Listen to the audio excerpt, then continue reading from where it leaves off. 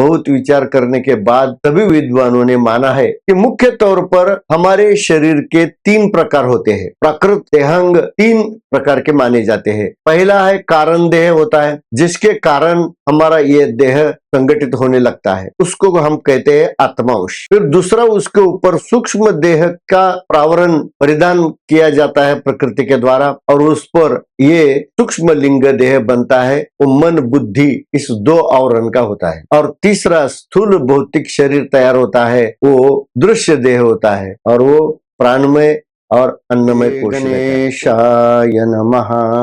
गुरुर्ब्रह्मा गुरुर्विष्णु गुरुर्देवो महेश्वराः गुरुः साक्षात् परब्रह्म तस्मै श्री गुरवे नमः।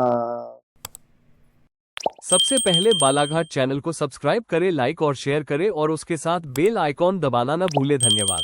देह संवर्धन और विज्ञान, ये विषय पर अपन ये प्रक्षेपण कर रहे हैं। जैसे कि आपने देखा है कि पहले भाग में मैंने मेरे मन की बात आपके सामने रखी है। उसके बाद हम अभी इस विषय के गहन चिंतन के लिए अग्रसित होंगे। इसलिए मैं सभी श्रोताओं को विनती करता हूं कि आप इस चैनल को पहले सब्सक्राइब करके रखें, ताकि आपको सभी वीडियो का अध्ययन क्रमशः करना आसान होगा। इस भाग में हम अपना ये प्राकृतिक सूक्ष्म और स्थूल देह का संगठन प्रकृति कैसे करती है और इस प्राकृतिक क्षेत्र में उसका विकास कैसे होता है, ये संगठन यहाँ संगठित होने के बाद वो स्वस्थ कैसे रख सकते हैं हम, इसके ऊपर भी हम पूरा इस विषय में गहन चिंतन आपके सामने पेश करने जा रहा हूँ। इस विषय में ये दूसरे भाग में मैं शरीर स्वस्थ रखने की एक तरकीब एक रचना में प्रस्तुत की है। प्रकृति का रहस्य अपने हाथ स्वास्थ्य, प्राणायाम करे तो नित्य व भोगी आरोग्य। दरअसल आदमी खुद के शरीर स्वास्थ्य को लेकर बहुत लापरवाह होता है। उसके कारण भविष्य में बहुत सारी पीड़ा दर्द सहना पड़ता है। इसलिए मनुष्य को अपने शरीर पोषण पर गंभीरता से विचार करते वक्त कुछ बुनियादी सवालों के जवाबों को गहराई से खंगालना होगा। यदि यह विषय ज्ञात विज्ञान के साथ समझ लिया जाए और उसके साथ पुरातन विद्वानों के अध्यात्म ज्ञान के संदर्भ में पूरा सच जान लेने से सभी आशंकाओं का जो काल्पनिक भ्रम हमारे बुद्धि में भरा होता है वो समाप्त हो सकता है। इसलिए दोनों प्रकार के विचारों को एक साथ संलग्न अध्ययन यहाँ किया जाएगा। शरीर पालन को कितना महत्व देना, इस बारे में एक चरक संहिता में एक श्लोक में कहा गया है कि सर्वं मन्यत् परित्यज्य शरीरम अनुपालयेत् तद्भवेहि भावानां सर्वाभावः शरीरिणाम। इस श्लोक के अनुसार सांसारिक सभी समाज मान्य व्यस्तता को छोड़कर हमें अपने शरीर की देखभाल विशेष ध्यान देकर अनुपालयित करनी चाहिए, क्योंकि शरीर स्वास्थ्य के अभाव में कोई अन्य भौतिक उपलब्धि किसी काम की नहीं है। शरीर का स्वास्थ्य ही हमारे लिए प्रथम प्रायोरिटी यानी कि महत्वपूर्ण है। इसलिए जानबूझकर अपने शरीर की देखभाल करनी होगी, क्योंकि ये अपना महत्वपूर्ण दायित्व भी है। अभी किसका शरीर स्वस्थ माने, इसके बारे में भी एक आयुर्वेद के सुश्रुत संहिता में स्वास्थ्य को कुछ ऐसे शब्दों में परिभाषित किया है। समदोष समाग्निश्च समधातु मल क्रिया प्रसन्नात्मेन्द्रिय मनः स्वस्थ इत्यभिधीयते। शरीर स्वस्थ होगा तो ही मानव जीवन सफल और आह्लादक माना जाता है। जिसके दोष यानी कि वात पित्त कफ और शरीर में अग्नि यानी जठराग्नि का समतोल बनाए रहना और रसादी सप्त धातु यानी कि रस रक्त मांस मेद अस्थि मज्जा और रेत सम अवस्था में स्थिर रहते हैं, और उसके साथ ही शरीर के बाहर फेंके जाने वाले मलमूत्र क्रिया भी ठीक समय पर व्यवस्थित चलती है। शरीर के अंदर की सभी क्रियाएं समान, संतुलित तथा उचित ढंग से चलती है और मन, इंद्रिया तथा आत्मा तीनों प्रसन्न रहते हैं। वह मनुष्य सही मतलब में स्वस्थ माना जाता है। व्याधि मुक्त शरीर, प्रसन्न मन और आत्मा संतुष्ट रहनी चाहिए। जैसे शरीर, मन और आत्मा को सर्वोच्च सुख समाधान मिलेगा तो ही मानव जीवन सफल होता है, क्योंकि धर्म, अर्थ, काम और मोक्ष ये चारों पुरुषार्थ सिद्ध करने हेतु इस शरीर को पहले स्वस्थ और प्रसन्न रखना मनुष्य की खुद की जिम्मेदारी होती है। इसलिए जीवन में कौन सी दैनिक क्रियाओं को प्राथमिकता देनी चाहिए, ये बात नैतिक शास्त्र में एक श्लोक में कही है। शरीर स्वास्थ्य के लिए भोजन करना, शौच के लिए स्नान करना, धर्म के लिए दान करना और भक्ति भाव से भजन करना, ये चार कर्मों बहुत जरूरी होते हैं। बाकी अन्य फिजूल कामों का त्याग करना चाहिए, लेकिन नीति शास्त्र के अनुसार भोजन, स्नान, दान एवं हरि भजन ये चार काम ठीक वक्त पर करना अनिवार्य होता है, क्योंकि इन चारों क्रियाओं का उचित समय और उचित स्थान भी होता है। इसे भी ध्यान में रखना चाहिए। इनमें से कौन से कर्मों को कितना महत्व देना, क्योंकि हम अक्सर अन्य कामों में व्यस्त होने से कुछ जरूरी काम टालते रहते हैं। इसलिए ये नीति शास्त्र कहता है कि शतं विहाय भोक्तव्यम सहस्रं स्नानमाचरेत, लक्ष्य विहाय दातव्यम कोटिन त्यक्त्वा हरिम भजेत। इस श्लोक में कहा गया है कि कितने में अच्छे काम होंगे, अगर भोजन करने के लिए 100 कामों को छोड़ना पड़ा तो भी भोजन बहुत महत्व का होता है। इसलिए भोजन का समय, उसका वक्त संभालना बहुत जरूरी होता है। हजारों कार्यों को छोड़कर शरीर बाहर से स्वच्छ रखने के लिए हर रोज नित्य स्नान जरूरी है और दान देने का अवसर तो लाखों काम छोड़कर प्राप्त करना चाहिए। और आखिर में हरि भजन में निमग्न होने के लिए तो करोड़ों काम छोड़ देना पड़ा तो भी सहज से छोड़ सकते हैं। इसलिए भोजन, स्नान, दान और भजन ये चार काम ठीक समय पर करना बहुत जरूरी है, क्योंकि हरि स्मरण यानी भजन आत्मा को तृप्त करता है। परोपकार जो दान धर्म है मन की संतुष्टि का जनक है। स्नान शरीर को शुद्ध रखता है और सही भोजन का चुनाव शरीर को स्वास्थ्य एवं आरोग्य प्रदान करता है। इसलिए ये चार काम बहुत महत्वपूर्ण है। मनुष्य के स्थूल देह के जन्म से लेकर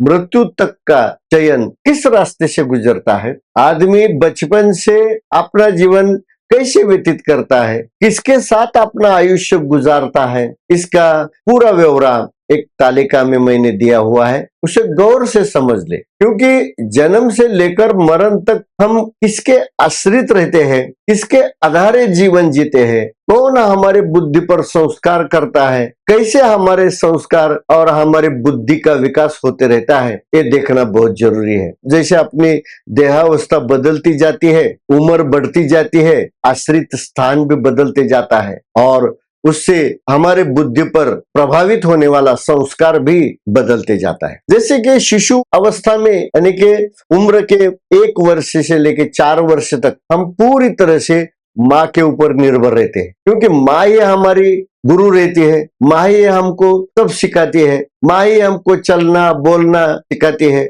और हमारा पालन पोषण करती है। यानी कि हम शिशु वर्ग में भी ये उम्र में जाते हैं, माँ भी हमें सिखाती है। कोई कोई बच्चे के नसीब में पालना गृह रहता है, तो आजकल की महिलाएं नौकरी करने के इरादे से बाहर जाना पड़ता है, तो उनको अपने बच्चों को पालना गृह में रखती है। बाद में बालक अवस्था में यानी कि उम्र के 4 साल से लेके 8वें साल तक ज्यादातर हम पिता की तरफ ध्यान देते हैं। पिता हमारा आश्रित स्थान रहता है। खेल कूद करने की ये उम्र होती है। 8 साल के उपरांत या 8 साल की उम्र होने के बाद मुंज संस्कार होता है, यज्ञोपवीत पहनाया जाता है और उसके बाद माँ का संग बिछड़ जाता है। और वो गुरुकुल की ओर विज्ञा ग्रहण करने के लिए बढ़ता है। यानी कि विद्यार्थी दशा में 4वीं से 7वीं तक का जो अध्ययन होता है वो 8वीं उम्र से 12वें वर्ष तक होता है। ज्यादातर गुरुकुल अभी के नए स्कूल्स होते हैं। प्राथमिक शिक्षा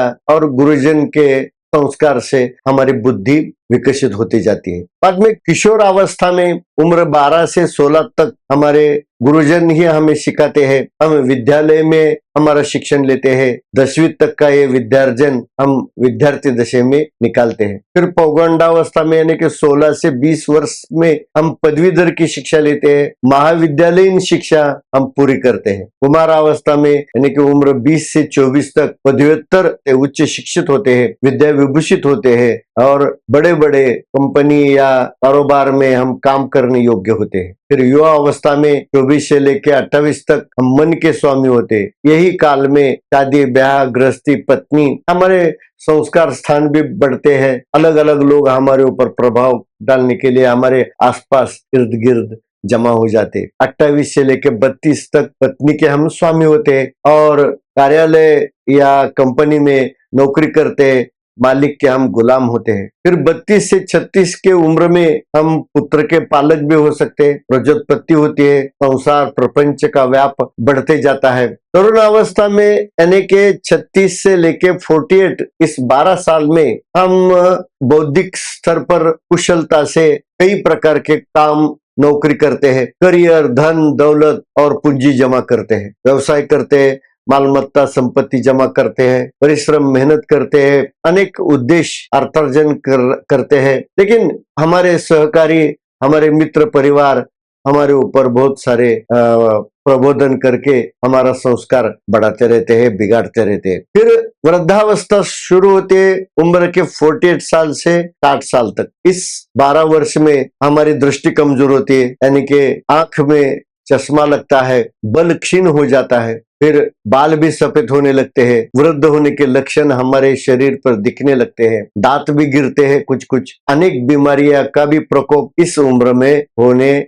लगता है। फिर जरा अवस्था आती है वो 60 से 72 साल में। फिर इस 12 वर्ष के पीरियड में हम डॉक्टर के आश्रित होते हैं। अक्सर डॉक्टर के पास अस्पताल दवाखाना जाते हैं, अस्पताल में जाकर कभी कभी भर्ती भी होते हैं, शरीक होते हैं और औषध खाके हम जीवन जीने लगते हैं। भोजन से ज्यादा दवा खानी पड़ती है हमको। तो उसके बाद उम्र के 72 साल के बाद हमारे शरीर की अवस्था जर्जर हो जाती है। फिर मृत्यु आने तक हम डॉक्टर से ही अनिश्चित काल तक प्रवास करते हैं, साथ रहते हैं, लाठी के सहारे चलते हैं। मृत्यु के आगमन तक हम इसी अवस्था में जीते हैं। फिर कभी न कभी तो अंत यह देह को त्याग कर यह सूक्ष्म लिंग देह हमारा इस देह से निकल जाता है। लेकिन ये जो परिस्थिति से हम गुजरते हैं ये बहुत ही जटिल प्रवास रहता है। फिर ये प्रवास करने के लिए हमारा ये शरीर प्रकृति कैसी संरचित करती है, उसकी रचना वो कैसी करती है, ये कौन बनाता है हमारा ये शरीर। बहुत विचार करने के बाद सभी विद्वानों ने माना है कि मुख्य तौर पर हमारे शरीर के 3 प्रकार होते हैं। प्राकृत देहांग 3 प्रकार के माने जाते हैं। पहला है कारण देह होता है, जिसके कारण हमारा ये देह संगठित होने लगता है, उसको हम कहते हैं आत्मांश। फिर दूसरा उसके ऊपर सूक्ष्म देह का प्रावरण परिधान किया जाता है प्रकृति के द्वारा और उस पर ये सूक्ष्म लिंग देह बनता है। वो मन बुद्धि इस 2 आवरण का होता है। और तीसरा स्थूल भौतिक शरीर तैयार होता है, वो दृश्य देह होता है और वो प्राणमय और अन्नमय कोश रहता है। वो उसका आगे अपन विवरण देख लेंगे सविस्तर में। दोनों का स्वास्थ्य संभलने का काम प्रकृति के अधीन यानी दैवाधीन होता है। लेकिन सुदृढ़ स्थूल शरीर उम्र के साथ आहिस्ता आहिस्ता रोगग्रस्त होने लगता है। इसलिए संतों का हताश बयान भी हमने सुना है, पढ़ा है। उनके हिसाब से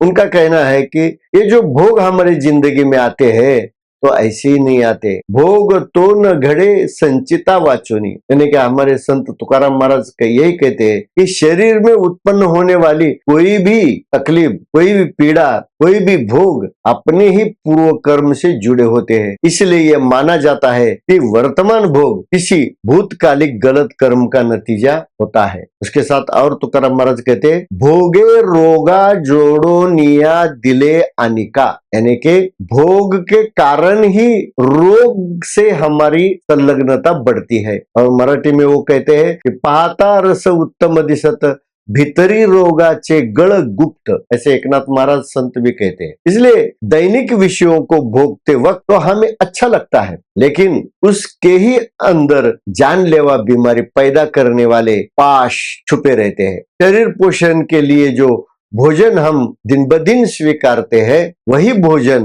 वही खान पान आहिस्ता आहिस्ता हमारे इस शरीर को रोगग्रस्तता की पीड़ा में ग्रस्त करता है। इस दुधारी स्थिति का निवारण कैसे होगा? क्योंकि शरीर चलने या चलाने के लिए भोजन की अनिवार्यता तो है ही, लेकिन शरीर को आपत्तिकारक रोगों से कैसे बचाया जाए? आदमी को यही सवाल बार बार सताता है कि वर्तमान में हमारे शरीर में पैदा होने वाले अनचाहे रोग से कुछ हद तक छुटकारा पा सकते हैं या नहीं। भविष्य में होने वाले असाध्य रोगों का निवारण करने हेतु हम खुद कुछ प्रयास करने की शुरुआत पहले से ही नियोजित कर सकते हैं क्या? प्रकृति रक्षा के कुछ प्रयास हम कर सकते हैं या नहीं? ये जो जवाब है, ये आपको ये मालिका देखने के बाद आपको आहिस्ता आहिस्ता हर एक भाग में उसके थोड़े थोड़े पहलू आपको जानने को मिलेंगे। इसलिए मैं कहता हूं कि आप ये वीडियो पूरी तरह से देखते जाइए। इस चैनल को आप सब्सक्राइब करिए और बेल आइकॉन भी दबाइए, क्योंकि मैंने जो भी वीडियो यहाँ प्रक्षेपित किए हैं यूट्यूब के माध्यम से, तो उसका नोटिफिकेशन आपको उसी वक्त मिल जाएगा।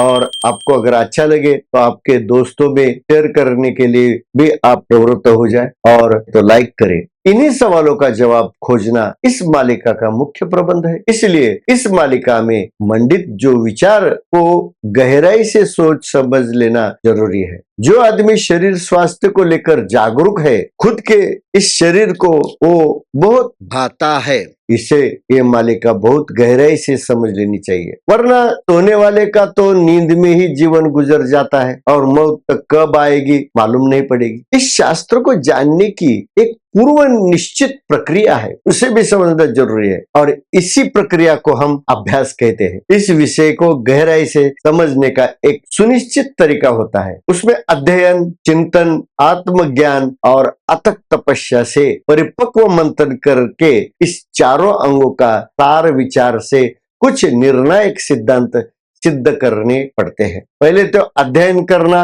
जरूरी है। इस अध्ययन के मुख्य अंग ऐसे होते हैं कि प्रकृति ने ये चल शरीर सजीव अवस्था में कैसे बनाया। इस प्रकृति के मेले में प्रवेश करने वाला आद्य अंशात्मा जो यात्री बनकर इस प्रकृति क्षेत्र में टहलने घूमने के लिए आया है, उसको ये पंच महाभूतों के बाहरी परतों को कैसे पहनाया जाता है और यहाँ किस प्रयोजन से वो आता है और यहाँ वो क्या करना चाहता है। यहाँ प्रकृति क्षेत्र में आकर ये आत्मांश अधिकाधिक अविद्याग्रस्त जड़ जीवात्मा कैसे बन जाता है। वह जीवात्मा फिर मनुष्य का स्थूल शरीर में जन्म लेकर सचेत बुद्धि से विज्ञान और भौतिक विषयों के विभिन्न गुणों का ज्ञान कैसे जमा करता है, क्योंकि गहन सोच विचार के साथ सूक्ष्म अध्ययन और उचित शिक्षा के बिना उसे स्वचालित रूप से कुछ भी ज्ञात नहीं होता है। मनुष्य योनि में जन्मे आत्मांश को अज्ञानी बौद्धिक बालपन के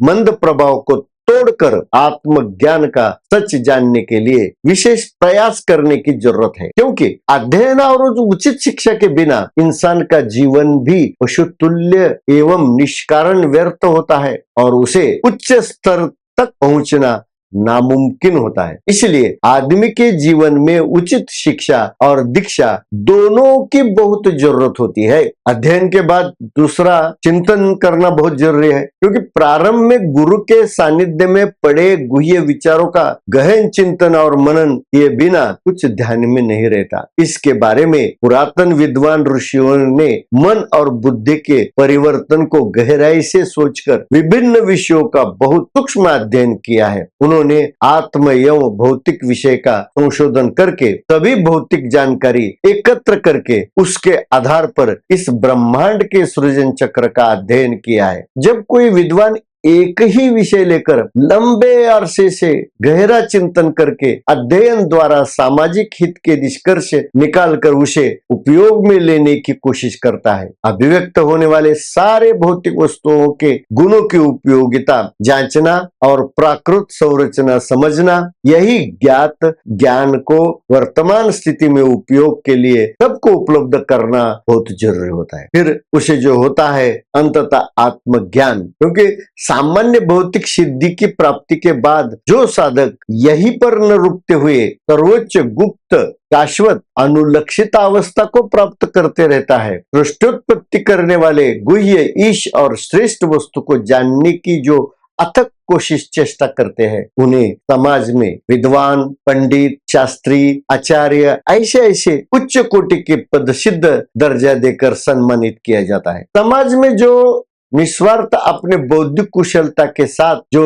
सामाजिक हित का कार्य पूरा करने वाले श्रेष्ठतम महात्माओं को सज्जन, संत या योगी जैसे परम पद पे बिठाकर उचित सम्मान करके उन्हें सद्गुरु माना जाता है। ऐसा क्यों होता है? क्योंकि उनकी तपस्या ही उतनी गहरी और गहन होती है। कई मुनियों ने सामाजिक अहंकार पोषक भौतिक पर्दों की उपेक्षा करके अथक तपस्या, धारणा, ध्यान और समाधि के अष्टांग योग मार्ग से देह त्याग करने तक लंबे अभ्यास से सर्वोच्च निर्गुण निरामय परम लक्ष्य तक पहुंचने का प्रयास करते हैं। ऐसे महान महात्मा इस मायावी संसार से दिव्य सूक्ष्म देह से भी मुक्त होकर विदेही जीवन मुक्त दशा प्राप्त कर लेते हैं। योगी तपस्वी जो इस उद्धारक चतुर्मार्ग के माध्यम से जीवन के साथ आगे बढ़ते हैं, वो महात्मा इस संसार में विशेष कार्य करते हैं और विशेष श्रेष्ठ दुनिया के और जाने के सामान्य समुदाय के लोगों को